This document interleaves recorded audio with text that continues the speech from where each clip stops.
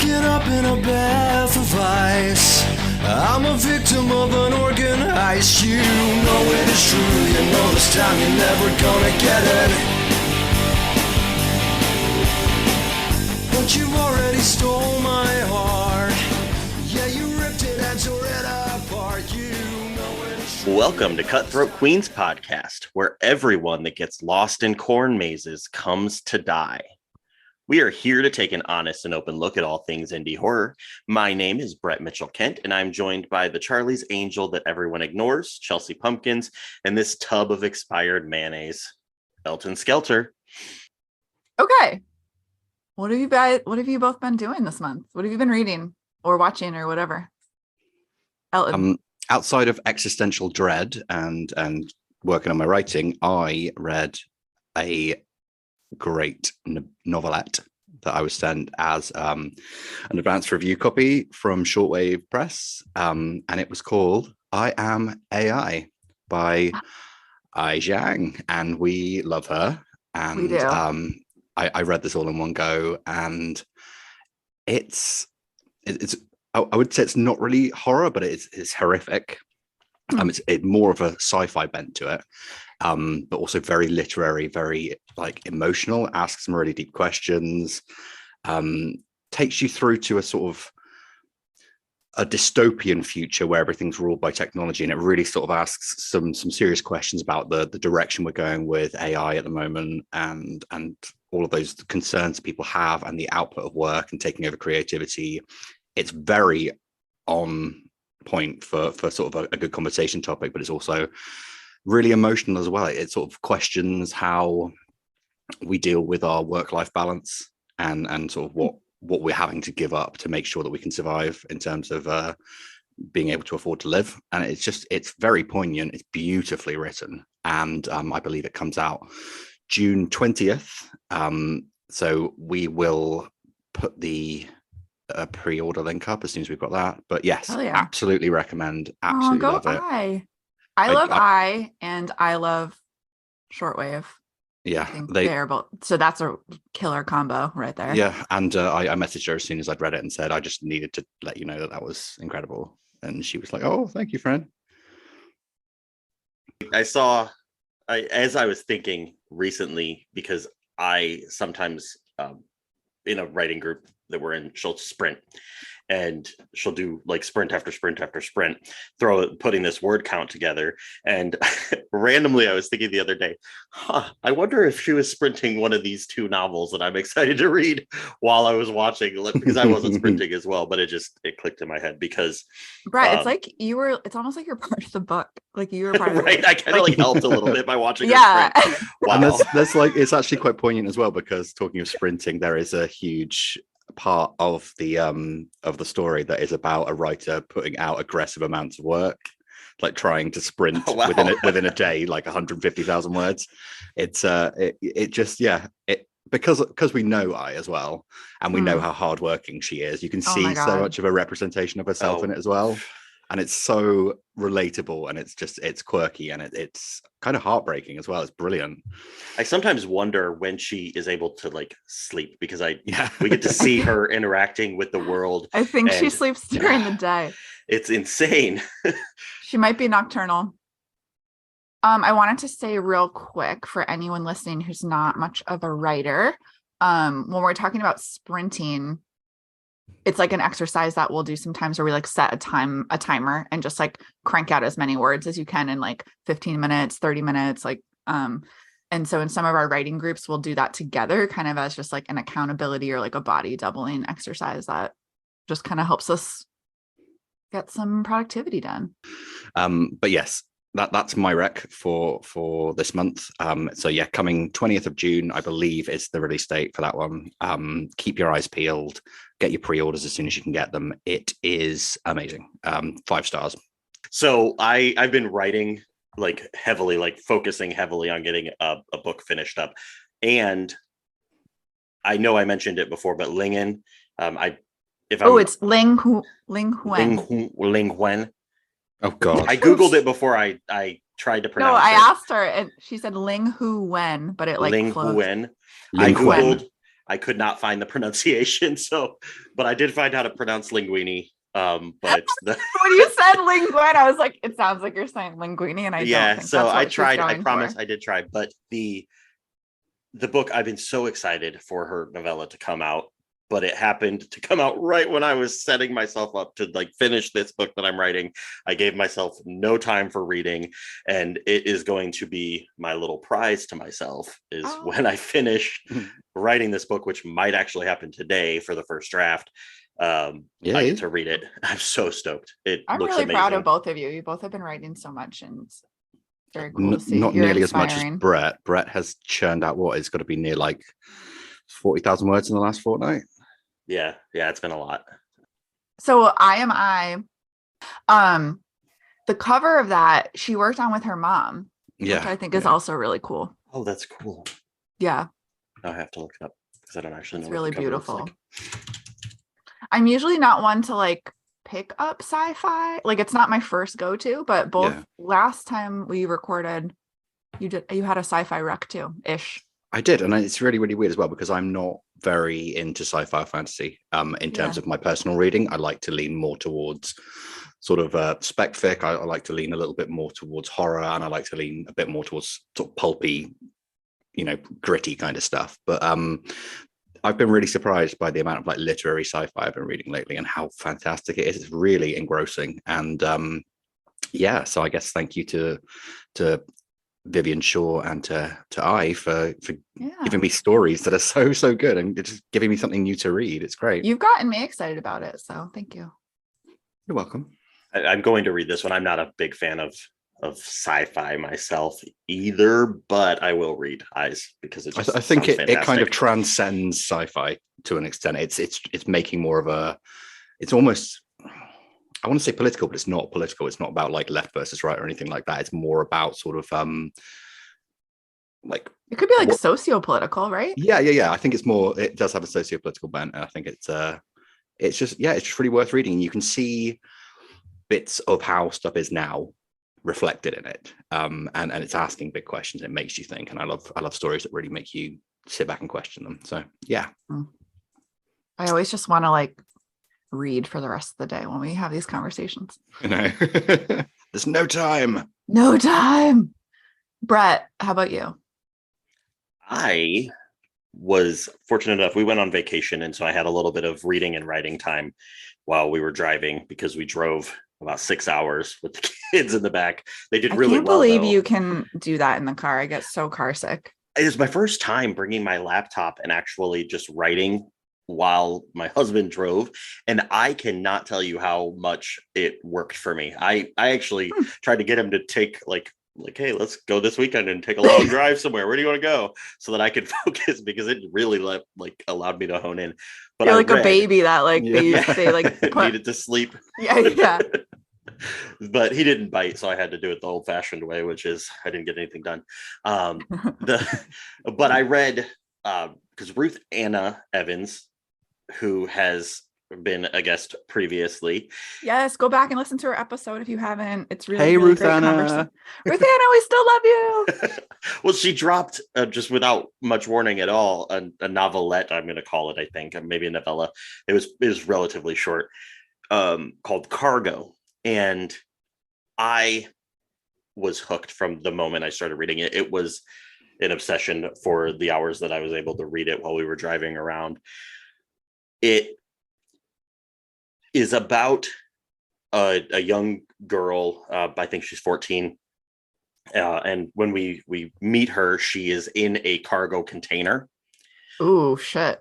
With a whole bunch of other people being snuck out of one place and into another. I cannot explain much more than that, because there were several points where it was just completely shocking. I did not anticipate it. It was a really great exploration on the lengths that some people will go to escape, one situation and to hopefully get into a better situation, and whether that better situation is actually a better situation. I really, really, really adored it. I think that every single person that's listening to this at this moment needs to just stop what they're doing after this episode. And then not right It's now. okay. If you want to pause, you can pause it. You can pause the I mean, episode and log on to yeah. Amazon and get a copy. Get this, read this, and then send me a message so that we can talk about it, because I loved it. And I haven't been able to get these two because they've been so busy with keeping up their own reading and writing. I need somebody else to read it so that we can discuss it, because it is absolutely incredible. I like the fact that that's another sort of very poignant socio-political sort of statement on the state of migration as well. And I think that puts a bit of pressure on Chelsea as well to come up with something intelligent to say. About this or about what I'm reading? What you're reading. She should be like, oh my God, I read a cartoon comic.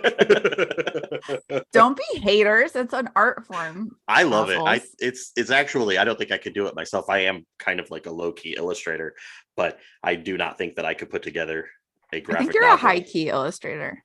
Well, I couldn't do it either way, because it's just, I feel like that takes so much dedication. Well, I was just gonna say that cargo looks really good. I have it up right now and I'm like, ooh, do I want it on Kindle? Do I want a paperback? But yeah, 88 pages. It's described both as a coming of age tale and also a little bit dystopian, I believe. Very dystopian. Yeah, we love dystopia this week. This month. Very dystopian. We are into it. All right. Well, mine is not a dystopian read. But it's a nice transition because Brett just talked about a past guest, and I read something from Sarah Tantlinger, and she's going to be a guest in the future next month. Little teaser there.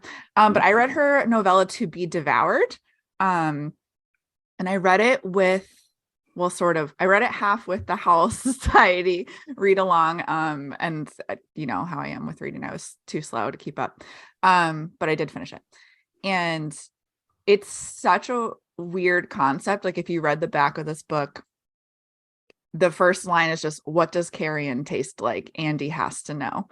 And it's about this woman who is just really obsessed with the idea that, really obsessed with how vultures consume decay. And she wants to experience that. And this person is filled with a lot of loss and rage. And you kind of just follow her down this like descent of madness. But it's also has like some like erotic components. It's sapphic, which is awesome. And it's gory as fuck. Definitely if you're sensitive to some content. I mean, the cover has a vulture on it, so you can probably expect that there will be animals in it, and that rings true. But it was fantastic, and her prose is amazing. I think she may have started as a poet, and we'll find out when we talk to her. But her prose is definitely poetic. But I had only read a few of Sarah's shorts before. This is the first time I've read one of her longer works, and I was just really impressed at the like really intense lengths she went to in those body horror scenes. I was completely grossed out in the best way. You said like all of my key words that I'm you looking would love for it. in horror. Like, I love psychological. I love erotic. If it's got a queer bend to it, I'm all in. Oh, I need to get this now. Yeah, it was really good. It's 5 stars for me. I need to leave it a review because it totally deserves to be read. And for those of you listening who can't see our faces right now, Brett just went through every single emotion as Chelsea was talking. There he was, Winona Ryder at that speech acceptance for Stranger Things. Just every expression you can imagine there. It was quite theatrical. I kind of feel like that one was written specifically for me, and especially extreme horror is like, I want to call it a guilty pleasure, but it doesn't make me feel guilty. So just a pleasure. No, extreme horror is. Oh my God, form. Brett, there's also a whole component about insects in it too. What? I know, it really is like really made for you. You need to read it. I'm gonna read it before she comes on. It's so short. My copy is like 129 pages, but or 130, but like look at the margins. So it's like very, very quick. Those are crazy margins. I know. I just wanted to point out real quick that so this was originally published in 2019 with Unnerving Press, but she did just put out a reprint. So now the book is with Apocalypse Party Press. So the 2023 we love them. version. Do we? I haven't experienced them yet. Apocalypse Party, they're the ones that published Joe Cox collection, the second one, Convulsion, I think it's called. Oh yeah. Now They're very cool. Oh, they just put out Max Booth the third. Yeah. Statistics too. It's new collection, yeah. All right, Apocalypse Party, we see you. Yeah, they're on my list of publishers to hit up eventually one day. Copy will be here tomorrow. Nice. Hey, too, sorry. Yeah, so I'm really excited to talk to Sarah on this podcast next month. And it's going to be cool for you as well because she was the editor of the anthology that you were first published in. Yes, Chromophobia. Yeah, which I really loved. I do always feel biased when I talk about how much I love Chromophobia, but it really is really, really good. Can't help it. And as soon as you read this book as well, you'll understand why, because Sarah is incredibly talented. So that's yeah. I have a couple of her poetry collections on my shelf, but I am trying to cultivate an appreciation for poetry. Sometimes it makes me feel stupid, and I'm trying to get over that. I'm looking forward to checking those out eventually. Elton, did you ever write poetry? No, I used to write song lyrics, but never poems. Okay, because I feel like those are really close. Your prose is always very intelligent and poetic. In my opinion, I find it very pleasant to read. So I always kind of wondered if you write poetry. No, I think it comes from the music, sort of having that kind of that lyrical input, and then having to match it to a beat and stuff. It does give you an appreciation of how things flow. I never actually thought about that, but I always refer to your work as lyrical, and I get right. So it just kind of makes sense. I don't know if everybody knows this, but our intro is actually our very own Elton Skelter. We don't have to do this every time, guys. They know. We're going sorry. to. I'm sorry. I don't know if you know. I don't know if you've heard. All right, we have a new bit where we have to say that every time. I should change the song every month, shouldn't I? I mean, it's horror writing. It's a horror song. So fairly horrific. It's very 90s. Do we have a moment for me to talk about one more thing? Yeah, of course. So our friend Michelle Tang frequently talked about our podcast will never come on because it's not her jam. She sent me a link to a short story in the Maul, MAUL, in their current issue called The Burial Cave by Wailana Kalama. And that story was so fucking good. It was like another kind of psychological horror tale about two sisters and their relationship and like the tricks they play on each other, but it takes place in a cave. I don't know. It was really, really good. I would recommend it. I'll link it on the Twitter and stuff because definitely check it out. And I had never heard of this author before. So now I think it's a she. Now she's on my radar. Let me see if I can find her bio. Oh, that's cool. Yeah, she dropped that one to me as well. But unlike Chelsea, I didn't read it. So I'll have to. Yeah, Chelsea never reads anything you ask her to, and but she barely reads it if Michelle gives it to her. So we'll just have to start. Yeah, you'll have to traffic your work through Michelle if you want me to read it. But no, it was super good. Everyone should really check that out. It took directions that really surprised me, and I don't know. I feel like sometimes I don't know, Brett, you're the opposite, but I'm like, when I'm reading something, I'm constantly like looking for the tiniest clue. Like I'm always trying to guess the ending. And this was like perfectly set up where it made sense, but it still surprised me. Oh, that's awesome. Sounds good. Yeah, you'll have to link me that one as well. I want to read it. Okay, so as a segue onto our welcoming our guests for this week's anthology celebration, I want to know what it is that you find most striking about book covers. What do you look for in a book cover? What attracts you to it? Chelsea, go first.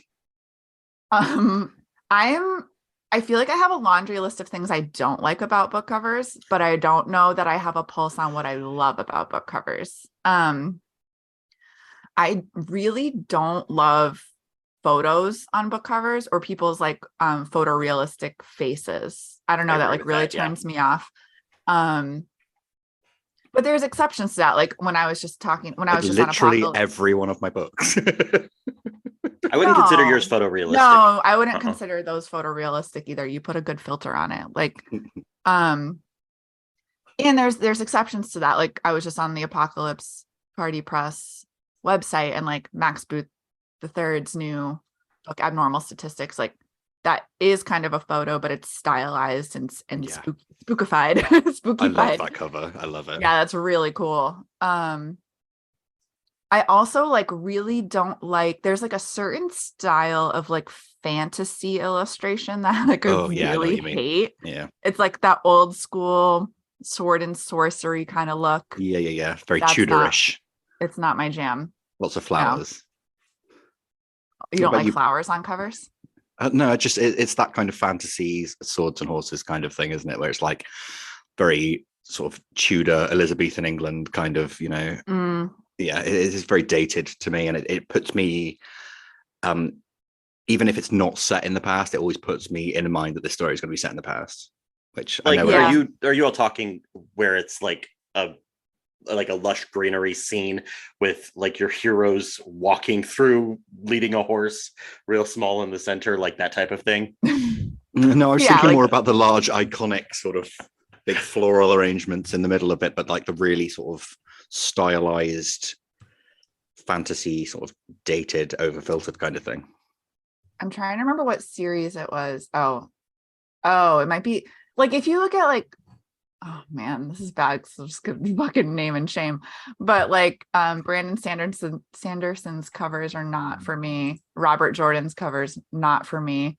I'm friends with one of our fellow writers, Ryan Marie Ketterer, and we were talking about, she was reading one of these series. It might have been Robert Jordan's series. And every time she would share a book, I'm like, I hate that cover. And so she made a game out of it where she's like, I wonder if if your hatred of the cover is correlated to my review of the book. And so she sent me a poll that I had to rate every cover, and then she like mapped it with her star rating of the book. I actually, about that. I'm not much of a fantasy reader, but I had to Google what you were talking about, and I like those covers. I think that they're That's actually fine. I'm glad people like them. They're obviously Would successful. I pick this book up? No, because it does translate into like a high fantasy situation, which I'm probably not going to enjoy as much, but I do like how dynamic they are. I guess, which leads me into my cover choices. I really love intrigue and like a dynamic.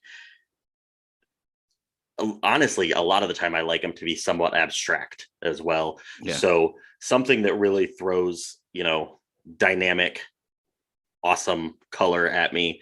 Like the cover of That's What I Call Horror, maybe. Okay. Just like thinking off the top of my head. It's like a pretty dynamic, colorful cover. It's not all about you. Like the big purple cover or the neon pink whatever one for like Catriona Warren's Sundial. That's very gorgeous. intriguing to me. Eric LaRocca, the covers for like the smudged people, those are always really dynamic to me. Wait, while you're talking about Eric's covers, I love when an author has like consistency with their covers. Me too. And, like, Absolutely. and it like tracks and matches. Not a must-have, but I do enjoy that. All right, so Elton, what about you? I like sort of, like Brett was saying, sort of a bit more abstract. I like sort of collage, multimedia, comic booky kind of styles. I really like that. So like the cover of That's What I Call. Oh, for goodness sakes. Jesus Christ. Yes, I love the cover of and also we love Cassie as well. So Cassie, if you're listening, we love you. We love you. But the big thing for me, the biggest thing is having like a good font and good like kerning on the font. A cover is live or die by a font. If you have a shitty font on your cover, then it's not going to look good. It looks really unprofessional. It can look quite cheap. But if you take the time to use like the best kind of font you can find. And I think there's a lot to be said about sort of the paperbacks, the retro paperbacks from Hell kind of styles. They were always really, really bold with their fonts. They were always stylized exactly to that story. And I kind of I love that sort of vintagey, font heavy kind of look. Yeah. God, I would die if I put something out and you called it cheap looking. Like that would really cut me to my core. Don't let me do that. I won't, don't worry. You're safe. So yeah, let's talk about art. We are about to bring on a panel of contributors and creators that were involved with a new anthology of art horror. And that is called Collage Macabre. So I'm really excited to take a quick break and bring them on. It's broken, it's everything, but you know that it's happening. It's even, we try it again, but you know that it's happening. 'Cause you know, I know something isn't right here. I don't wanna stick around to see the show. You know, I know something isn't right here. I don't wanna stick around to see the show. The floodgates closed a little too late. It's a shame, but it's happening. You're gone, and I'm glad it went wrong, but I hate you more. All right, and we are back from our break, and we are joined by Leah, who did the artwork for the anthology that we're discussing today, Collage Macabre. Leah is a designer and illustrator working in Cape Town. Using both traditional and digital media, her illustrative work draws on the natural world and expresses her interest in disruption. Her work can be found on Instagram at schism.art, SCHISM.art. How are you doing today, Leah? Well, thank you. Thank you for inviting me on. It's great to chat with you. Yeah, we are very excited to discuss your process. And this is the first time that we've gotten to have an actual artist on board to discuss this portion of the process. We did recently have Ruth Anna Evans, who does design covers, but her focus is more the writing portion. So how did you get started? How did you fall into the illustration game? Falling is a good word to use, to be honest. I actually studied journalism and I specialized in design, communication design. And since then, I fell in love with design. So that kind of introduced me to visual arts and communication. I also have a deep love for communication in all aspects, which is also why I love reading. Sorry, I'm rambling already. No, you're not. And I've always enjoyed art and drawing. I didn't study it at school because I was very into biology and accounting because I am still a nerd. But art was very meditative for me, almost therapeutic. It was just doodling in class. It helped me listen and learn. So I guess that would be the start. But I didn't really work on it in a conscious way until much later in life. So after I graduated, basically. So I've kind of always done it, but it's only been directed recently. I hope that makes sense. No, that makes perfect sense. A lot of the folks that we end up being able to talk to on here use whatever medium they're going for in a cathartic, meditative way. So it's not surprising at all that that's, you Awesome. Find it that way. How do you approach when you're doing illustrations for like an internal project like this, where you're illustrating specific stories? So I would say maybe because I trained as a designer, I used a similar process. So I think of it as requirements gathering. In my day job, I'm a UI designer as well as web design and other stuff, but requirements is a big part of it, where you get to know what the client needs and what the project needs. And sometimes what the client needs isn't exactly what they say they need. So there's this process of understanding. With this project, it was super easy because firstly, the stories were amazing. Like I loved reading them. And then I felt really lucky to be able to illustrate such cool ideas and worlds. Sorry, I've gone way off track here. So the way I approached it, is to look at the requirements of the story as well as the overarching project. So I'd read the stories. I read them a couple of times each at first, like was trying to absorb as much as I could from each story.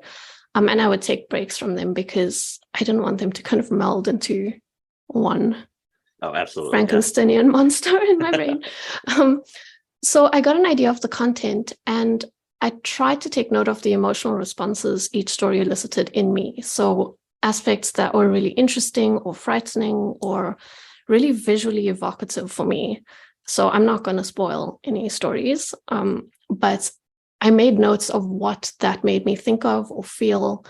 And then I began highlighting visual notes. So starting to build an idea of the scene in my head for what I'd do for each illustration, but I would try and support that with what was in the story. So if, for example, a plant was described as vining, I kind of had to think about what that meant for the scene and to be true to the story, but also to try and elicit some kind of, I don't know, some kind of emotional reaction with, like, if a story is particularly dark or sad, to try and maybe bring that into my process or my work. It doesn't always translate to showing visually.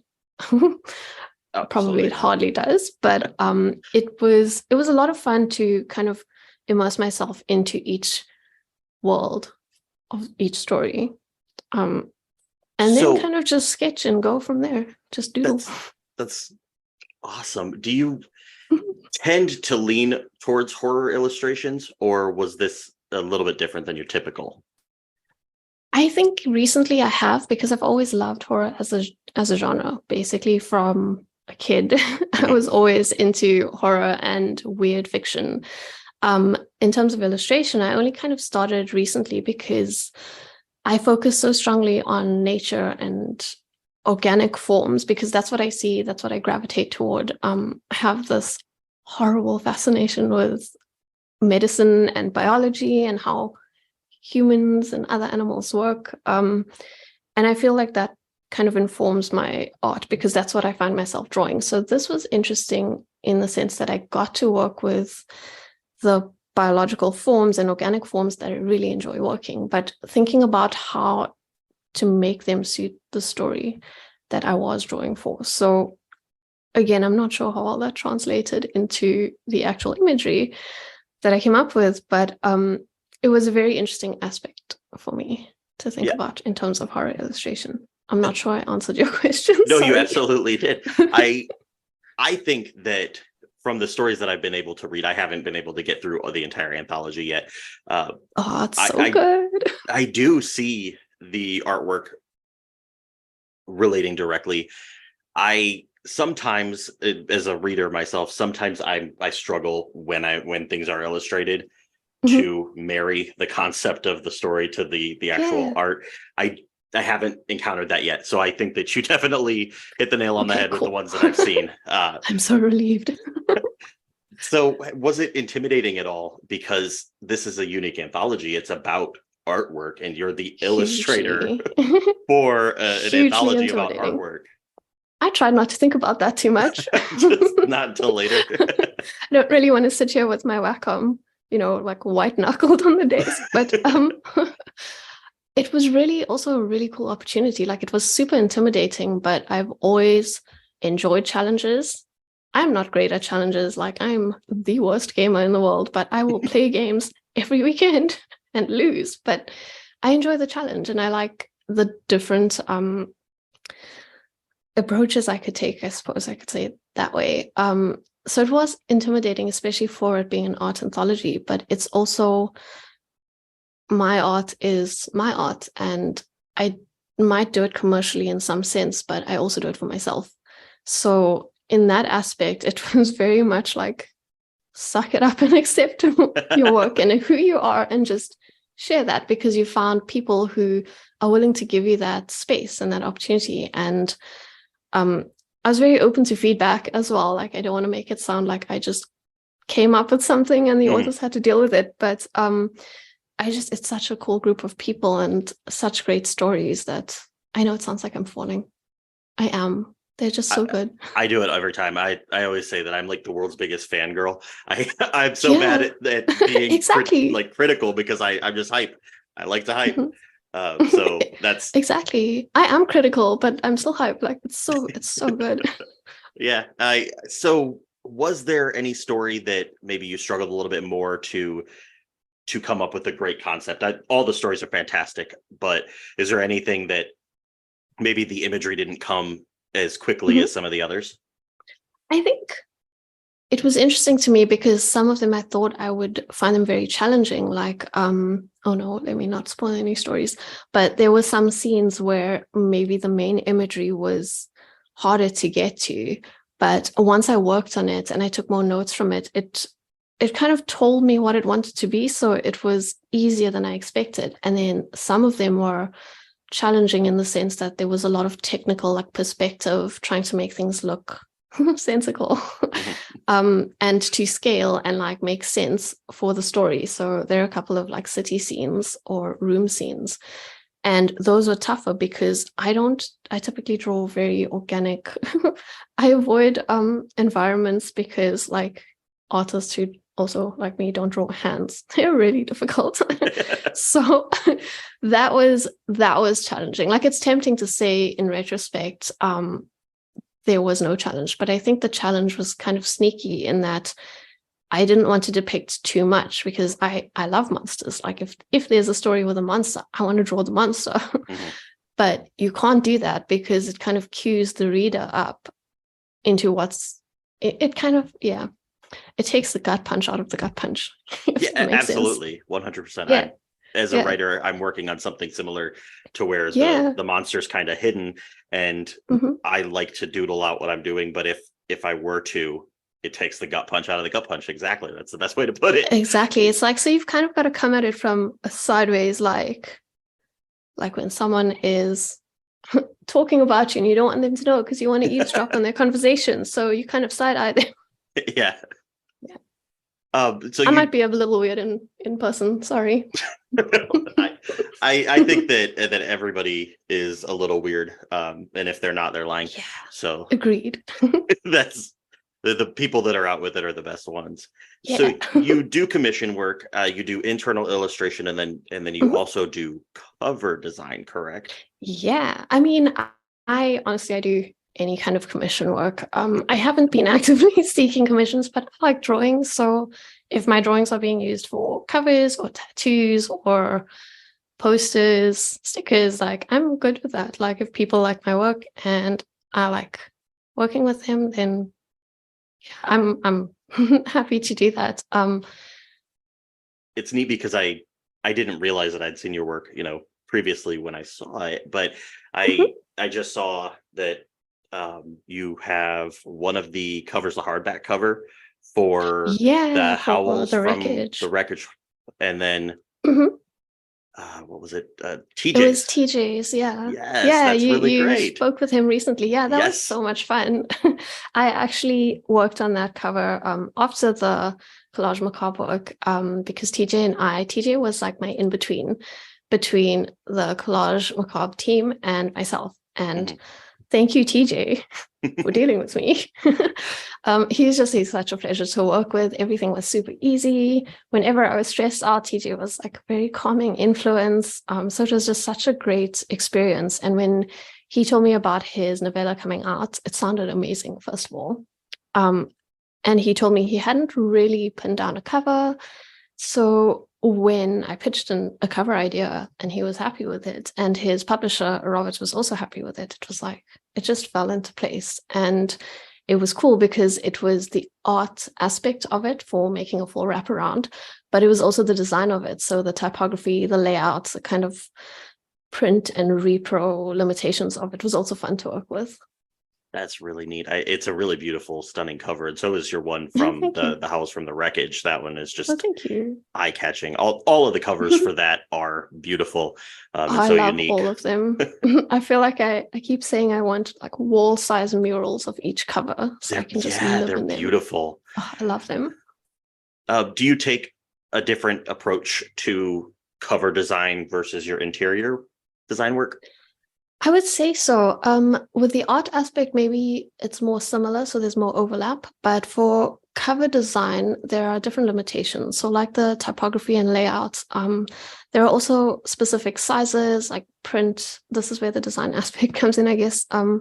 Print restrictions, color restrictions, all of that kind of stuff in the background I take into account. Whereas when I'm approaching interior art, I have one spec for the style and the restrictions. So with Collage Macabre, it was black, white, and gray and a specific size. And within that, I could develop my own idea of what each illustration should be and how cohesive or non-cohesive they should be. And with cover art, it's like I've got to have space for the author's title, the name, like how many words in the title, trying to get the cover to suit its genre, but not be too generic, if that makes sense.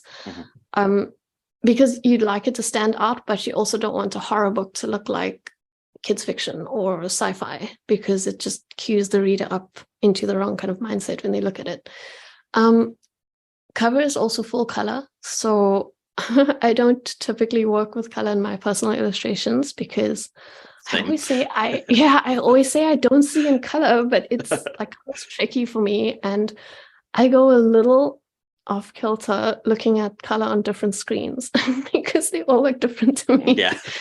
So I start questioning reality a little bit, but it's fine. It's cool. I rein it in.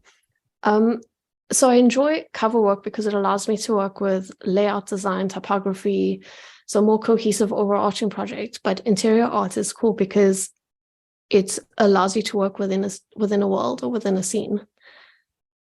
Yeah, it's crazy the amount of nuance that goes into that, the overarching marketing, all of that you have to consider when like specifically designing covers, because as you said, you can't make it look like it's one thing if it's another, because you're just not going to attract the right readership. So you're trying to walk this line between how generic is too generic and how standing out from the genre is too much. So you're trying to find this balance, but you also want the author and the publisher and marketing team to be able to use the work. Like I always say, design is about solving problems, and art is as well, because when you're doing art in collaboration with other people or for a story, or even for something like music, like album art, it kind of needs to fit into that world, but also suit their strategy. And I really like that challenge because it's like you're trying to find the edges of something and how it will fit. And sometimes you get it wrong. I get it wrong. But the nice part about this is that you get to talk directly with your clients or your people that you're working with. And it's not, I don't take it personal. It's not personal. It's just, if this doesn't solve the problem, then it doesn't solve the problem. It's like, let's try something else. So I really enjoy that aspect because you get to collaborate with people and your two processes have to find a way to work together or not. That a lot of creation kind of goes in that same realm, because writing is very similar to you have to problem solve, and with writing, a lot of the problems are ones you created yourself since you mapped it all out. Exactly. But it's like fitting a puzzle together. But the important thing is having that thick skin, because there will be criticism, there will be people that are mean about what you do. My personal opinion is that all art is valid. I love, I guess, what you would call grotesque, because people do, this grotesque kind of old-fashioned types of art that maybe look simplistic, but there's a lot of depth and meaning behind it. Definitely. And digging into that is what's so rewarding about it. So I completely agree with you. I try not to take, it's difficult to always not take criticism personally, but generally, I think I try to keep distance between myself and my work, especially if it's not just for me. And sometimes you'll get hurt feelings, but you bounce back, you work through them, process it, and either, I guess, you kind of have to figure out a way forward, or maybe you realize that path is not for you. So for me, I kind of know this path is for me because I enjoy doing it, which is maybe selfish, but that's okay. That is the most important thing. You have to find enjoyment where you can find enjoyment. And if you can give other people enjoyment while doing that, which you're doing with your work, that's perfection. elicits a response. I mean, as a writer, it's Mhm. the creation part is very intensely personal often. It's rooted in your life or your experiences or something you've seen. And you want to share some aspect of that. So why does it matter if people dislike it? It's okay. We have different Mhm. experiences. That's fine. So that's how I see it. And that's why I say I do it for myself. So I do it for myself, but when you're working with people, it's the project and the process you can create together. And I don't think that needs to be taken personally, because you live and learn. I guess maybe I'm thinking of it in a way that's really easy for me to process any negative comments, but that's okay too. That's the way that it needs to be. You find your own armor, you find your own shield through things. Exactly. And then you share what you want to share. And if people don't like it, that's cool. Yeah, and then they're wrong. So Yeah, because I'm always right. So where can we find you? I know that we mentioned that you have your Instagram at Mhm. schism.art, but is that where you would reach out if you were looking for commissions? I think so. Yeah, I think so. I don't have like a website set up, mostly because making a portfolio is daunting and I'm so bad at it. So I just use Instagram as my primary social media. So that is probably the easiest way to get hold of me. I do have Twitter, but I'm not as active on it. So DMs via Instagram are probably the easiest way. Yeah, Instagram is such a great place for artists. Yeah, it's been really if the cool. algorithm allows it. But That is true. And mine is kind of curated so that I have a lot of local and international artists that I follow. So the algorithm kind of knows what I want, but every now and again you get like a weird advert, but you just keep scrolling. Just ignore it. well, I really, really appreciate you taking the time to sit down with me today. We were really hoping to bring you into the conversation, an art themed anthology with Thank you so much. specific artists. It's incredible. I can't wait to see the rest of the work. I'm so excited for you to see it. Thank you for having me on and taking the time to chat with me and dealing with my weird power issues. South Africa has had many power problems, but yay, tonight I get the electricity. So thank you for having me and chatting with me. It's been super cool. Yeah, thank you so much. I know something isn't right here. I don't want to stick around to see the show. I know something isn't right here. I don't want to stick around to see the show.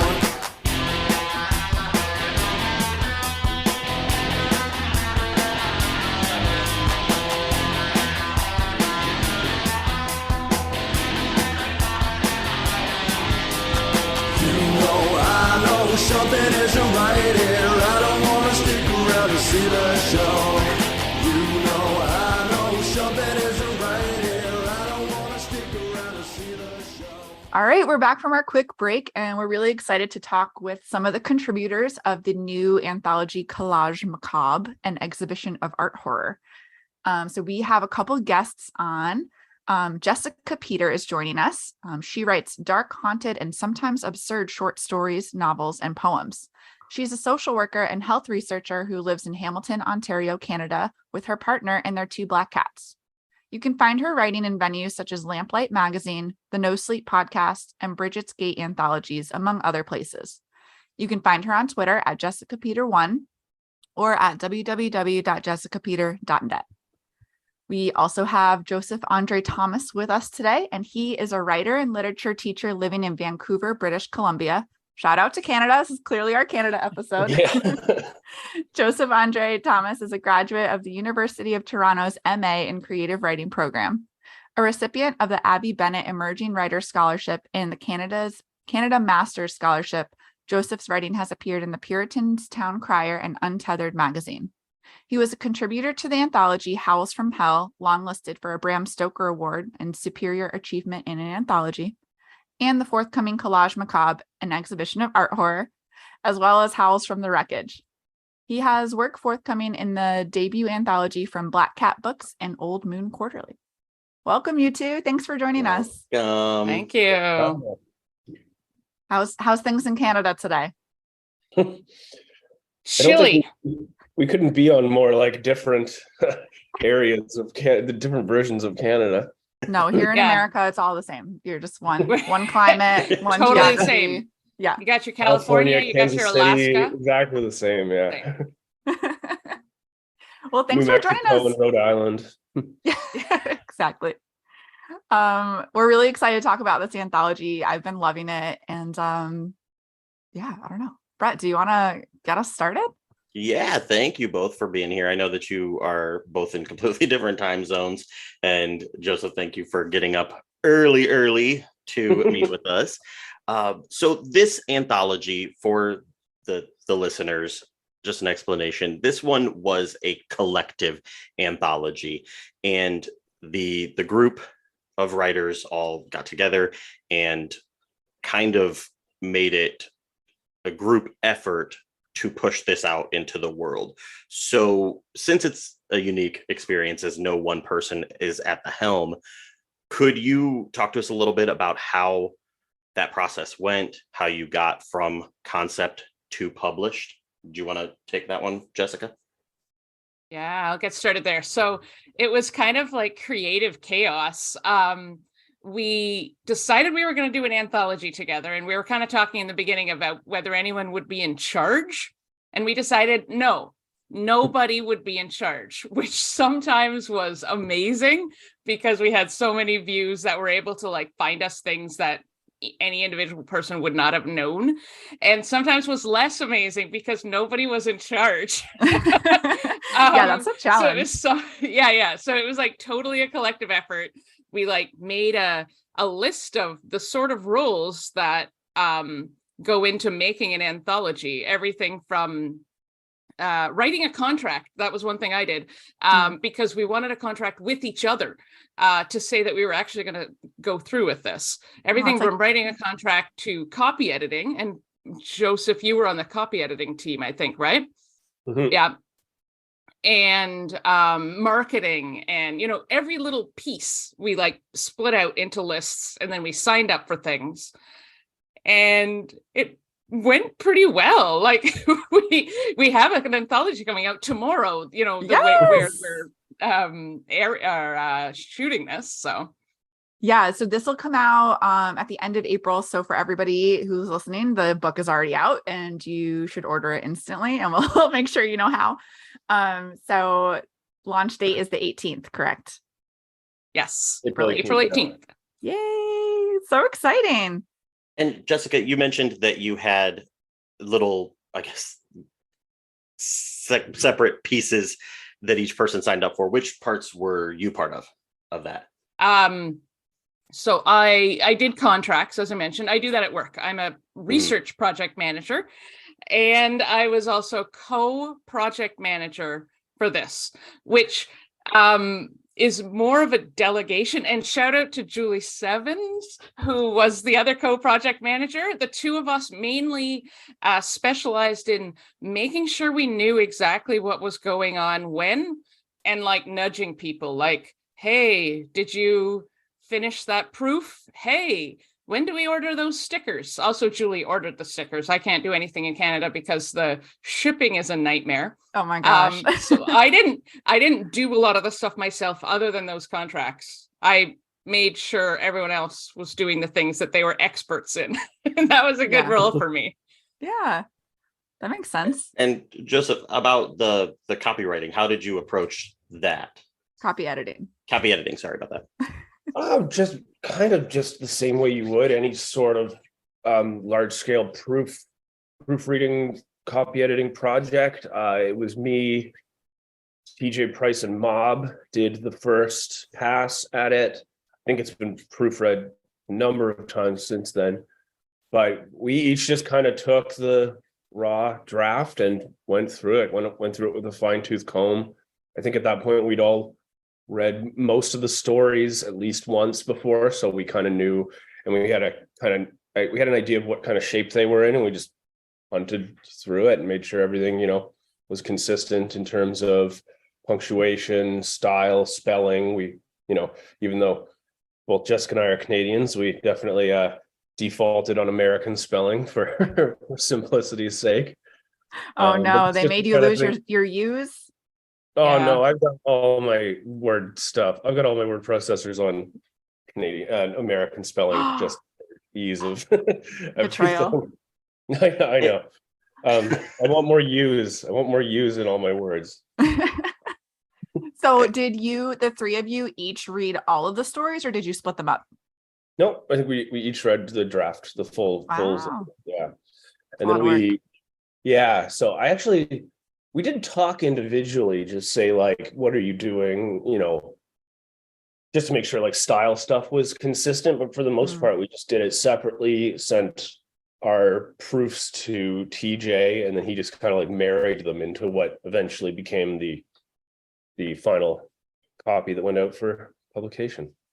And when you were going through the process initially before the final copy editing, did everybody kind of like take a look, the non-editor people take a look and read through each other's story and give feedback? Was there like a betaing stage before the final round? Could you explain that a little bit? So Yeah, tell us about the writing. we did a robust workshop, and it was really creative chaos again. So we set our deadlines. We set deadlines for when you had to have a draft, and then we also set deadlines for when you had to have your next draft. And we had a spreadsheet with everyone's pieces, and people went green or not green when they wanted reviews or didn't want them. So some people had 2 reviews in that stage, and some people had up to 5 or 6 if they were feeling like they wanted more critiques in like further drafts. And then it went to this copy editing stage after. Yeah, I probably should have made that clear that like every story had been thoroughly edited by the writer themselves and had been looked over by numerous eyes before. Like we were essentially proofreading it by that point. Like everything, all the content of each story was set by that point. We were just, fixing mistakes, reading for stylistic consistency, that sort of thing. So just the final line edit, clean, make it publisher ready. Yeah, pretty much. Yeah. But I mean, I all 3 of us, of course, were part of that earlier editing process as well, which was really like, that's where if you like the collection, that's really where the magic happened there, not the proofreaders. Yeah, Like, you all have tons of effort in. really like a vast variety of like takes on art horror. And I was hoping you each could spend some time talking about how you came up with this theme and what attracted you, how you came up with it collectively, and then what attracted each of you individually to write for it.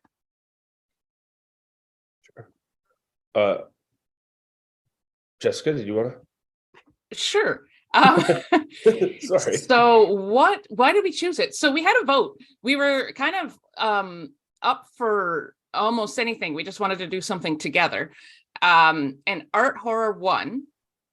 And we ended up, we didn't even define it. So that's the funny thing. So if you're answering like a call, that's for an anthology, there's usually like a paragraph that would say like, when we say art horror, what we mean is blah, blah, blah. We just were like, it's art horror. And then we all just went with it. So the cool thing is we have a lot of the same themes in the stories, like obsession and regret and things like that. You'll keep seeing throughout all the stories, but we didn't plan that. It was like, this is what we all linked in our heads, but the styles are like totally different. They're all different subgenres of horror. So you get something like Ryan Marie Ketterer's, which is very much in modern weird fiction, to something like mine, which is like a whole bunch of semi-slapstick Victorian mummy gore, I guess, with social satire. Like those 2 stories, if you just saw them together, you'd be like, I don't know if these 2 fit together, but because of the overarching theme, these themes and these feelings in the background, we can link some really distinct stories. Oh my God, I didn't even think of your story as slapstick, and now like thinking about it in retrospect with that lens is like cracking me up. I thought of it as like very serious. And So I actually read it the opposite way. I was reading through it and I I appreciated the slapstick nature of it, and I was going to ask you about that. Like, when you went into this, did you know ahead of time that you would take that approach, or did the story just kind of fall in that way? All right, I'll answer that right now. Sorry, Yeah, so skipping ahead a little. my story is called A Study a Number, and it's about a bunch of Victorian gentlemen in a house who are at a mummy unwrapping party. The art part comes in because you can make paint out of mummies, and there's a bit of that too. So that's real. That's historical. That's historical. Oh, that's so gross. So are the mummy unwrapping parties. Yeah. So it starts with an invitation in the beginning, and the invitation, I actually pulled the text from an actual mummy unwrapping party invitation. Oh my God. That's awesome. Yeah. But why was it always historical? Yeah, I had the voice first. So the toniness of the kind of spoiled young Victorian gentleman, I had that first. I didn't necessarily know it was all going to be semi-comedic, and people keep saying in the reviews like, oh, this one's really scary, and I'm like, oh, it's scary and funny. I didn't know it was going to be scary. That's like one of my favorite combos though, so way to go. Yeah. Yeah, so it kind of just unraveled that way, that I was like slamming so many different influences into one piece. That's really neat. Yeah, I think it's also pretty neat, the social questions that you have regarding, this is for the project as a whole. I'm sorry, I'm switching back. I skipped ahead to the other person previously. You said that all of them find or follow that exact same kind of themology of the obsession, and it makes you wonder, is that because you're all like-minded? Is your like-mindedness to have chosen the art antho kind of dictated in that way based on your interests, or does the art anthology lend itself more to that? I think it's a neat study that we'll probably never know the answer to. A study in umber, if you will. Yeah, that it all just fell in that way. Well, I mean, I think that's it's kind of a cliche, right? The tortured artist, right? I feel like not to say that the stories are in any way cliche, just that like it kind of follows naturally, right? The obsessive artist, you can easily, it starts writing itself once you make this kind of obsessive artist in the focal point of a story, right? Yeah, when you were talking about like common themes that came out in the anthology, and you mentioned like regret and I forgot the other one you said already, but obsession, obsessive artist idea. Yeah. And like, there's a lot to like, again, I'm like probably only a quarter through right now. But I'm speeding through it because it's super compelling. But there's a lot like based on like inspiration and muse and stuff too. And I think like all of us as writers, at least I know Brett dabbles in other art forms, and I don't know about you two. But that piece of the puzzle is like, yeah, it's just interesting to see it take form in these stories, and it feels, knowing you both as writers, feels like this cool meta exploration. So I've been really enjoying that. Yeah, I think we get the tortured artist thing as writers, like most writers would. But I know a bunch of the people on the table of contents are also artists on the side. Like Rachel Searcy wrote a film one, and she is a filmmaker. Awesome. Christy Nogle and I did some art for our collection because they're also artists. That's wonderful. I'm sure Nikki R. Lee with her crochet story, she's a crocheter too. Oh, awesome. She's gotta be. Alex Wolfgang, it does life drawing. I think he was taking a drawing course, and that's like kind of the setting of his story. So that's a direct one. Yeah. Speaking of courses, because Joseph, your story takes place like in an art history course, or that is where it starts. Do you want to talk a little bit about like what drew you to the theme, and then like what you did for inspiration for your story? Sure. Yeah.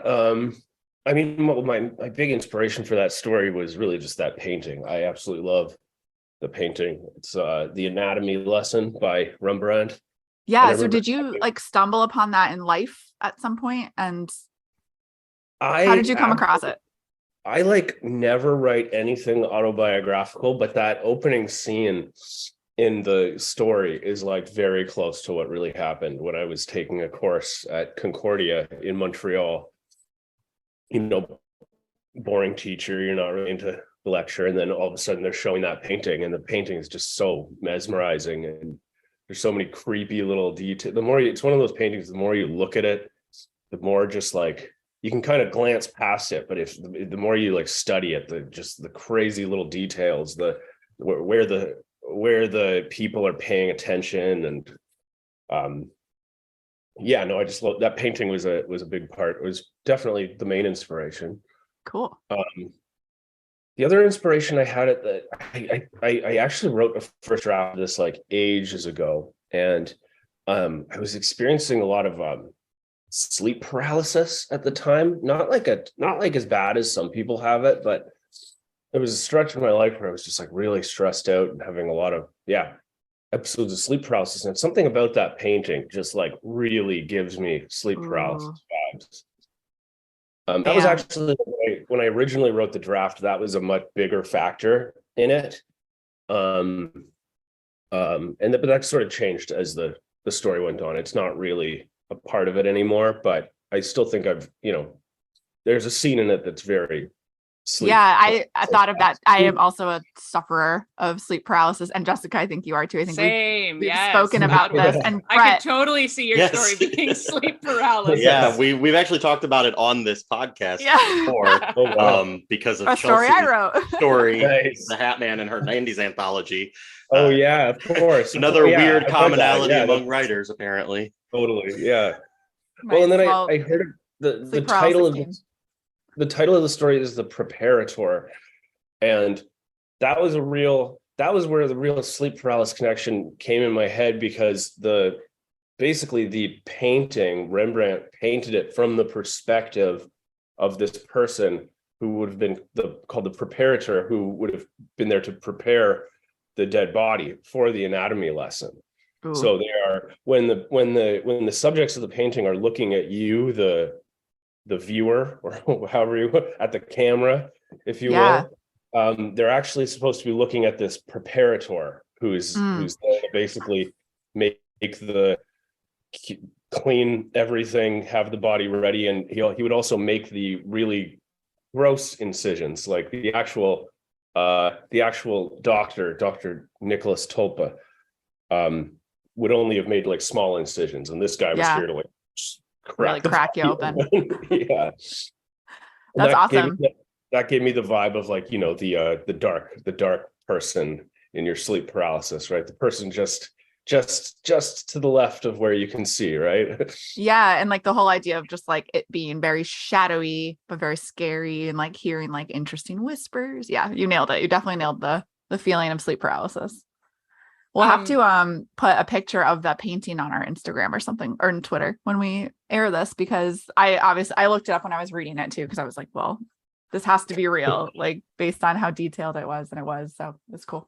So one cool thing about your story is that I just encountered this literary word that I had never heard before. I'm sure some of you have heard it. Ekphrastic. So I'm actually taking a workshop on ekphrastic poetry this coming weekend. Ooh, and wow. ekphrastic, it's got a K in it and everything, means a piece of writing inspired by another work of art. Oh. And we have a bunch of ekphrastic stories in the anthology. One is Joseph's. One is Mob's The Red Lady, which is also based on a painting. It's based on a more modern painting done in a historical style from an artist he found on DeviantArt. Oh. Which is the other one that is? Ryan's is also. Ryan Marie Ketterer's The Children's Ball is also based on a painting she saw. Oh, That I has actually to did not be- know that. I knew about the first one. I didn't know about that one. Yeah, she saw it like outside in the grass or something. Terrifying. Creepy. Brett, what were you gonna say? I just think that has to be the biggest compliment, is that your art, especially for yours, Joseph, I mean, you're talking about so far previously when you were in school, and being so compelled by that apparently very formative experience of seeing that painting for the first time, that we just all want that. We're creating artists, to touch somebody so thoroughly that they're inspired themselves. Yeah, that's amazing. I too hope I am as much of a genius as Rembrandt. It'd be lovely. I mean, at least close, right? Yeah, I mean, I think this podcast is really going to skyrocket you to Rembrandt That's levels great. of That's fame. And Jessica, I read a number of your other works before. I think maybe the first one I read was your story in Howls from the Dark Ages, The Lie of the Dance Macabre. Did I get the title right? Okay. Yeah. And I know that you lean towards like having a historical fiction bent in your writing. And I was wondering if you wanted to talk about why you're so attracted to that and like what inspires you from that sort of genre. Sure. Unless I'm off base. And if I am, correct me. No, you're totally on base. I write a lot of historical. I don't write all historical. But then I have a few favorite eras that I write. Medieval is actually not one of the ones I would say I write. But there was a medieval anthology and I was like, I'm going to get into this thing with my very special 7-page epic poem / story in verse, total rhyming verse. So I love researching historical places and being able to places and times. I am a researcher in my day job, but in health, not in history. And I love being able to wedge in something that didn't exist or might have even existed, but we just don't know about. Like my story in this piece, like, yeah, there were mummy parties. There was paint made of mummies. People were drinking grind up mummy bodies for health and vitality. It was all happening. Was there a party where a bunch of historical guys got kind of attacked by some sort of supernatural force? Maybe. You never know. Yeah. So I love integrating, like researching like hard history details and incorporating that with like supernatural or even just haunting. So I have at least one story, one Western actually, where if you read it one way, you may think it's a supernatural horror, but if you read it another, it's not a supernatural horror. It's just mundane horror written in spooky Gothic sort of feeling. Cool. I think like how do I want to say this? How do I want to word it? I wouldn't consider myself like a history buff really at all. Like if I stumble upon it once in a while, a historical story will like grab my attention. But I wouldn't consider it like a hobby or like a strong interest, but I do get a kick out of like writers in general and talking to others, like how we'll start writing a story and we'll have like one word, right? And we like research for 3 hours to make sure we're using the exact accurate word that probably no other reader would notice is incorrect if it were. And I feel like, you know, we all share a community. And I laugh at the things we like go down into research rabbit holes about, even though it's like, the outcome is so minor. So I have a whole Pinterest board for this story. Oh my gosh. With like tons of pictures and stuff like that. And most of it isn't in there. It was more just like, you know, me knowing what I was writing. I don't always do that for every story, but I'm very similar in that I like to write within a specific time period. Most of my work ends up falling into whatever I choose. And I will learn every aspect of it that I can and not use a single thing of it. But to be able to visualize, you really have to know. Yeah, it's cool to like center your mind there too and like kind of immerse yourself, put yourself in the right mood. Yeah. The novel I'm querying agents with right now is historical horror, set in 1919, which is definitely one of my eras, just post-war, World War One. World War One is also something I write. But I really had to control myself with a novel. So I did like a tiny bit of research in the beginning because I have some vague idea. I wrote a first draft and then like made notes about what I had to deep dive into. And then I spent like 6 months almost deep diving. I was reading like first person accounts and things like that. And then I finished the second draft. But I had to limit myself because rabbit holes are very easy to step into in historical. And I'd be like, why am I reading about this? I don't have anything in my novel about this. I agree. I'm writing, mine initially takes place, the novel that I'm working at the moment initially takes place in 1925. So right there with you. It's Yes. such a time consuming process because even if I want to describe an outfit, I have to know every single piece of whether the outfit was actually feasible. Mhm. Or you'll end up like Googling some just like really vile stuff. Like, I don't know, do eyeballs float in tea? I don't know. What's That's the relevant. buoyancy It's relevant of a sometimes. plucked eyeball? And no one wants to see the Google history of a horror writer. No. We've all looked up some bizarre things. I know, we're definitely all on like a list somewhere for sure. I did. I went through a whole process a couple of days ago because I had a couple decade old paint thinner in the story, and I needed to see if that would still be an accelerant. And so I'm just going through trying to figure out the degradation of paint thinner and whether it's still an accelerant. It is. Oh, good to know. So. Yeah, and like I remember in the 90s anthology, one of the stories focuses on some instances of domestic terrorism, and I was like, oh gosh, I hope you were on private mode when you were doing that. Like, yikes. Was that Sarah Denton's story? Yeah, Yeah, that was so the good. opener, I loved it. Anyway, it was really cool to hear about each of your stories. I enjoyed both of them a lot. And one thing that was funny is I'm a slow reader, which is becoming a theme on the podcast we always talk about. And I was reading your story last night, Joseph, and I like turned the page and it was like 44 minutes left in the chapter. And I was like, oh my God. I was like, I hope I finish it in time because I'm so slow. But I gobbled it down. Like your voice and your style is like really digestible and like just really sucked me right in. Awesome. Thank you. Yeah. And yeah, I wanted to know, so you talked kind of about like there's obsession in a lot of all these stories, but yours, you put like a drug spin on it. And I was wondering why you decided to do that. That was another, I guess I could have covered this in the inspiration question as well. That was another, I've always wanted to write something with that particular drug in it. It's like it's called DPT. Oh, so it's real. Yeah. Oh yeah. It's like the cousin, I'm sure you've all heard of DMT, dimethyl. Mm-hmm. Wait, am I mispronouncing that? Let me make sure. Yeah, let's Google some drugs and get it right. And then DPT is dipropyltryptamine. So they just changed the gas in it, but it's a similar drug effect, except for it's supposed to be a little bit more terrifying. I remember reading. Why would anyone do it? Ugh. Yeah, there's actually, I'm not even kidding. There is like a church somewhere that is like focused around this drug. Frankly, that doesn't surprise me. It's super bizarre. Yeah, religious use, the Temple of the True Inner Light in New York City. We're gonna have to censor that so we don't end up.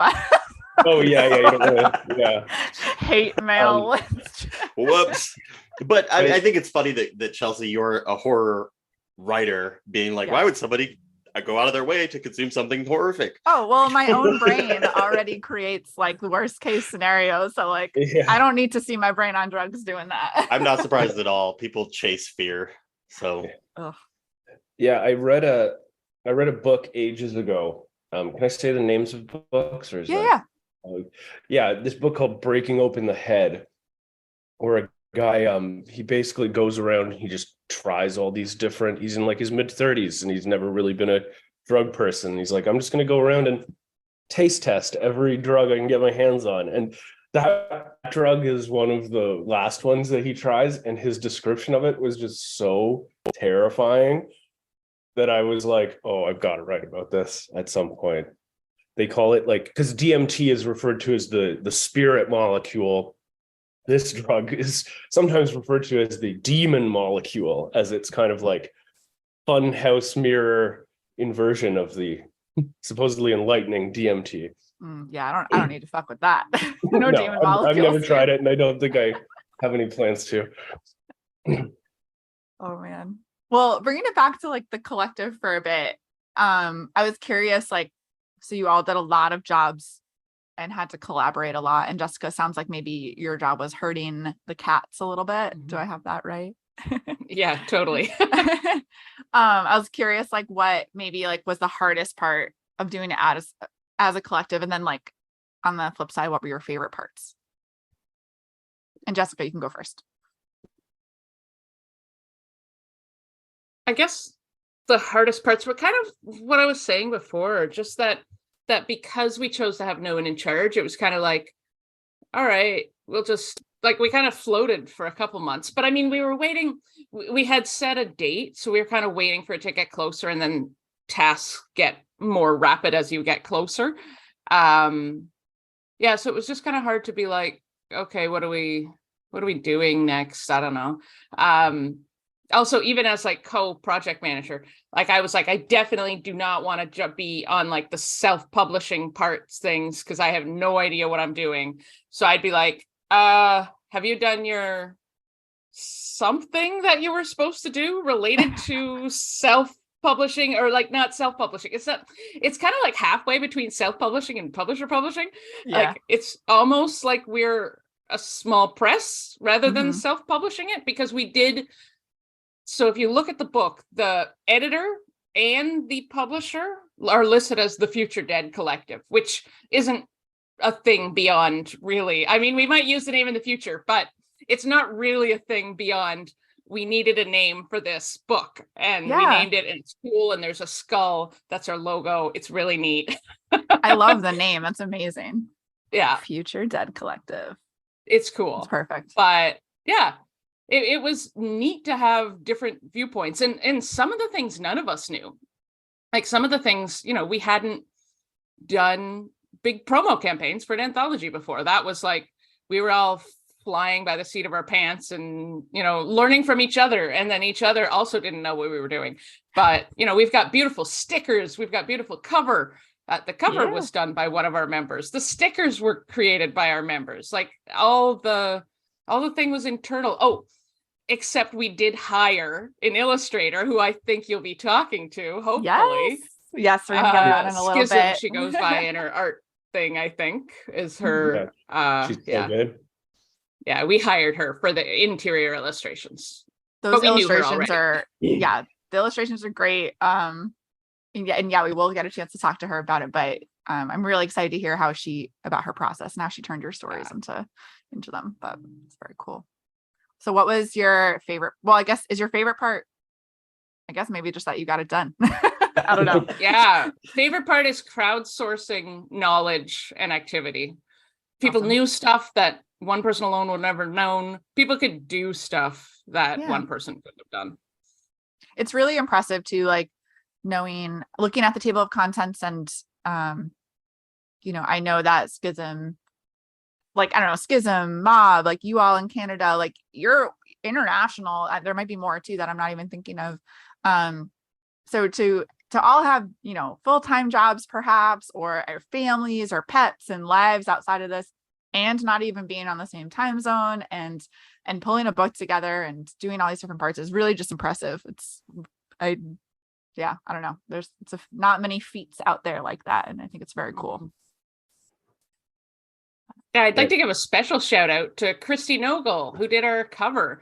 Like, the book's called Collage Macabre, and it's a literal collage. It was a physical collage. She printed things and cut them.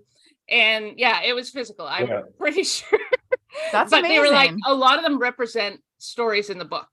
So if you read the book and then you go back to the cover, and we sent her things to put. Oh my God. I think she included one piece per story on the cover collage. Yeah. Oh, I can't wait to get my paper I could be back. wrong on that, but I know that's incredible. It might have been a digital collage. I might be lying about the total physical, but she definitely pieced together stuff. That's really cool. I know that there's definitely a digital component, because she and I spoke a lot about which part of the anatomy lesson she would feature, because you can only see a kind of little sliver of it. I'm going to look it up and see if I can see where it is. We always have every episode something that triggers Chelsea to fall into a Google hole, and this is it. That's where I'm going. So we lost her for a moment. But what about you, Joseph? What were the hardest and the favorite parts in your experience working through this collective?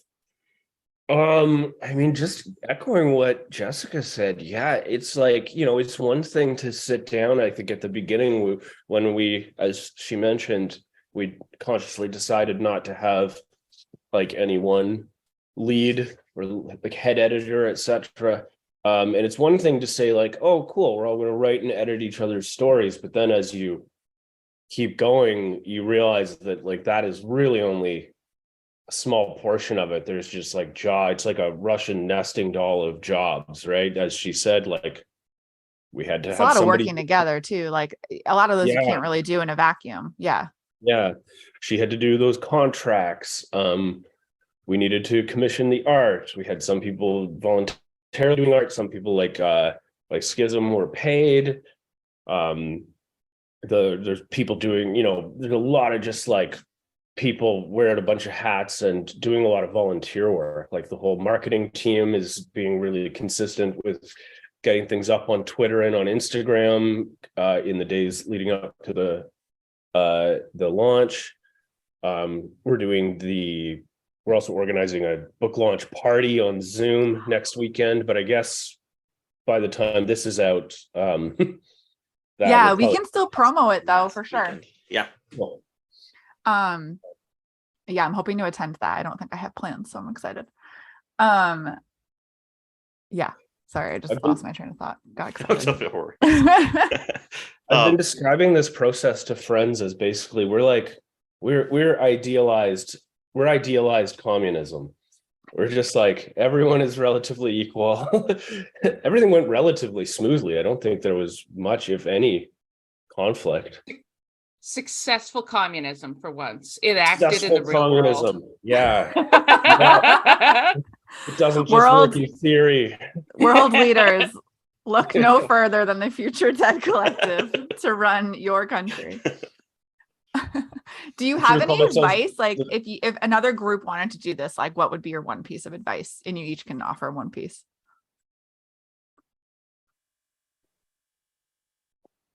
Well, from my project management standpoint, yeah, make a list of the tasks that need to be done, the times they need to be done by, and the people who are going to do it, and have it living. So adjust those times as you go through things. Good one. Wonderful. Yeah, I mean, be aware of the number of jobs and things that need to get done, and also just be aware that like, it really does require a lot of like essentially volunteer work, right? No one in this project is really expecting to get like a financial reward. I mean, maybe a little bit at some point, but like not. I don't think so. Everyone is essentially just willing to put more work in than they are going to get, of course, physical financial rewards in return, right? So that just be aware. There's not going to be, we're not Stephen King yet. Exactly. Yeah, we got it. So if you're trying to organize this, just maybe make that very clear early on that like this is a love of the game thing. Yeah, I love that. Setting expectations and staying organized. I think those are really good advice pieces. So this book comes out tomorrow by our present time, like a week ago by the time that this is available to our listeners. Where can our listeners find Collage Macabre? Well, first of all, the easiest place is just collagemacabre.com. We do own the URL. You can find all the links there. Awesome. But it's also available on Amazon. It depends when this come out. There might be still VIP bundles left, which include the swag packages. We've got some cool stickers, bookmarks, and a ticket to the exhibition, which is one of my favorite things. Ooh. Yeah, it's just a fun little swag piece. I'm not sure if those are going to be available by the time this podcast comes out, though. But I ordered one, so I'm excited. Find your links. Thank Awesome. you, Chelsea. Yes, I'm really excited to get it. Again, I think we have posted it, but we'll post it again, especially with your launch being tomorrow. And you all made like specific accounts for the book, like on Instagram and Twitter. Is that right? Yeah. So you'll find Collage Macabre on I think it's just Collage Macabre on Twitter. And our Instagram, we went through a few versions because it kept locking us out, because when different people log into the same Instagram account from different places in the world, Instagram does not like that. Oh, no. That's right. It's advice. There you go. Some advice. Yeah. Keep all of your oh yeah, you have a lot of Canadian contributors. As you were saying that, I was like, oh yeah, Ai Jiang, Yeah. or Ai Jiang and Andrew F. Sullivan are both up. And Mary Rajat. Oh yeah, Mary. That's awesome. Yeah, And all Demi- of us are Ontario. Demi Louise Demi is Louise somewhere. Blackburns is in the UK. So international. As is Mob. Really cool. Yeah. Yeah. Bob's in the UK as well. Very cool. That's awesome. Yeah. So we will definitely promote this. Everybody go get a copy. I will have my copy. I'm excited to analyze the cover. I did find the Rembrandt painting while you were talking, Joseph. We can play I Spy with the cover, which is really fun.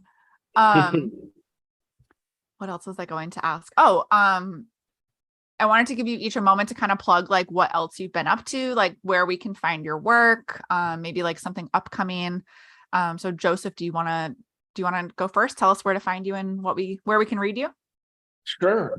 Yeah, I've got a few things coming out this year. I've got a story coming out in the next Howls anthology, The Howls from the Wreckage. Me too. TOC buddies. Awesome. Yeah, that's right. So that's always exciting. I've got a story coming out in a collection called Old Moon, not a collection, sorry, a magazine called Old Moon Quarterly. I think that's the summer issue. Cool. I may be wrong on that though. And then I've got another story coming out in a different anthology called called Black Cat Books. They're from Victoria, BC, and they're doing a collection of just British Columbia horror writers, and it's they're a press, but they're releasing this as their debut anthology. And That's cool. Did they do like Black Cats to be like BC? we hadn't even thought about that. Oh. It's funny. No, their one requirement with that collection, because I'd already had a story that I submitted. They were like, "Great, but we want every story to have a black cat in it." So we had to go back and rewrite like a little scene that featured a black cat. That's So cute. that was fun. That Well, was new actually new lore just dropped, and Lapse. it's definitely because of British Columbia. Yeah, that's really funny.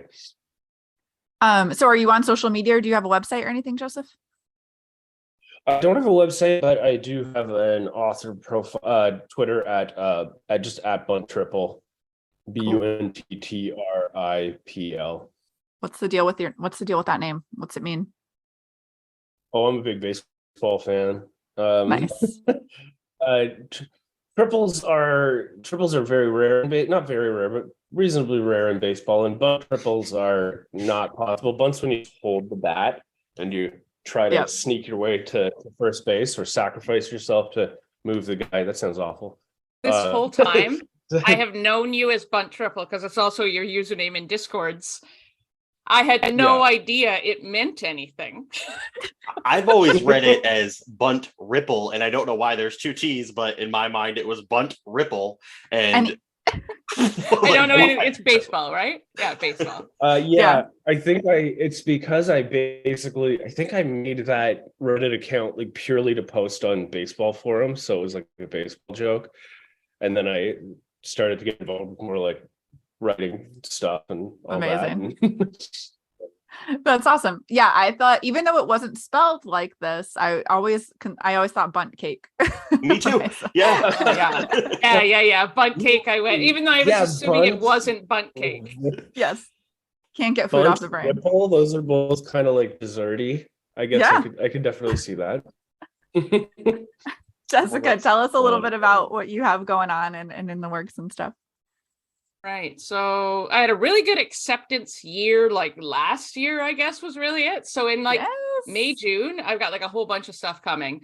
May, you shall see a poem I wrote in Starline magazine, which is one of the big sci-fi fantasy horror poetry magazines. Awesome. And a short cosmic apocalyptic sapphic romance short story based on The Little Match Girl. Oh, just I'm going to ram as much in there. In Polar Borealis's May issue, which is Canada's sci-fi fantasy horror magazine. That's awesome. And in May, I've got a couple things up in Les Petites Morts. And Brett, are you in that one too? And am I imagining that? No. But Okay. that we discussed it long, and I've read that story in that, and Okay. I'm so excited for that one. We actually have Next Evelyn month. joining us Yes. in a couple of bits. I don't remember, maybe next month. So I'm very, very excited about that anthology. So, that So it's might be why we erotic. associate it. Erotic Yes. fairy tale and folktale based horror. It's out from Ghost Orchid Press. It's really cool. And I also have in June as well something coming out in Crimson Bones, which is Bridget Gates' gothic romance anthology, and I wrote a Rust Belt gothic. So basically Cool. like 1980s in a crumbling steel city. Awesome. Close to home because I live in a crumbling steel city. But I didn't tell you which one it is. Ooh. Yeah. So That's you my next couple months. Hamilton There's- has a rich history of creating Tim Hortons. Yes. And did you know this? So Hamilton's known as Canada as Steel City, home of Tim Hortons, not necessarily a place that you go as a tourist is kind of what it is, but it is the world capital of waterfalls. It has Wouldn't the have most guessed. waterfalls I heard that. in a city. Some of them are small. Are they it natural or are they like dams from the steel They're mills? natural. Wow. They're natural because it's there's an escarpment that bisects the city. So it's like people call it the mountain here, but it's not a mountain. It's Hmm. like a big ridge. So there's so Cool. many waterfalls because it's like right down the center of the city. Wow. Who knew? You guys are so close to Niagara, so that sort of makes Yeah, that too. sense. Yeah. Do you write a lot of romance or is this just kind of a coincidence? So I'm a very heavy romance reader. Okay. I have a romance novel that is pocketed right now. I tried to get it published a while ago. I may try for self-publishing eventually. My shorts, I don't have a lot of romance. It's just the 3 coming up in the next 2 are like the only ones in my shorts that have romance, and they all got accepted around the same time. Your schedule begs to differ, Jessica. You have lots of I romance know. coming out. So yeah, and they're not all romance genre. So romance genre has to have a happy ending.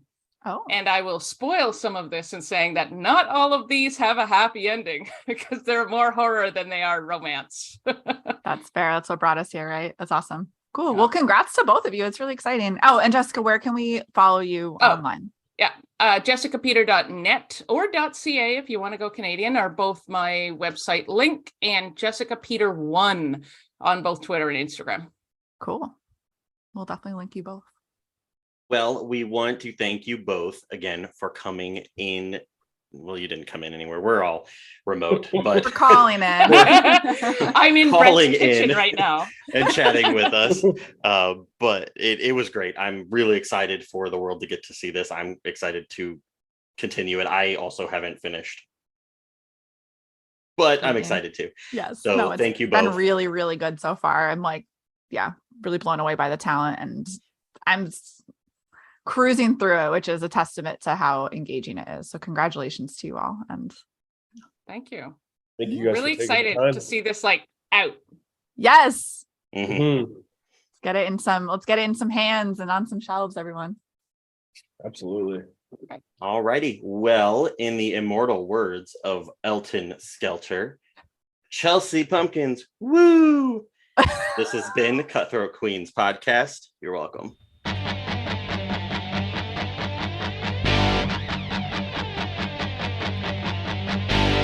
Waking up in a bath of ice. I'm a victim of an organ heist. You know it is true. You know this time you're never gonna get it.